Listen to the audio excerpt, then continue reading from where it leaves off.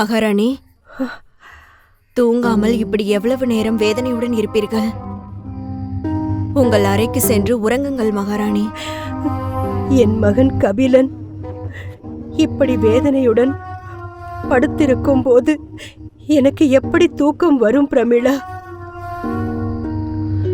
உண்மையை சொல்ல போனால் இந்த தேசத்தின் மன்னனுக்கு 8வது மனைவியாக இந்த அந்தப்புரத்திற்கு வந்ததிலிருந்து என் நிம்மதியே போய்விட்டது. எனக்கு ராணியின் அந்தஸ்து போய் என் மகன் நோயாளியாக இருப்பதாலும் என் சக்களத்திகள் செய்யும் அவமானம் உனக்கு தெரியாது இல்லையா?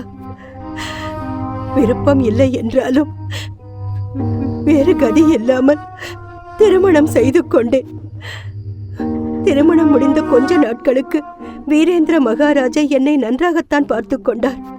எனக்கு முன்னால் வந்த ராணிகள் எங்களுக்குள் மனஸ்தாபத்தை ஏற்படுத்தி எங்களை பிரித்தார்கள்.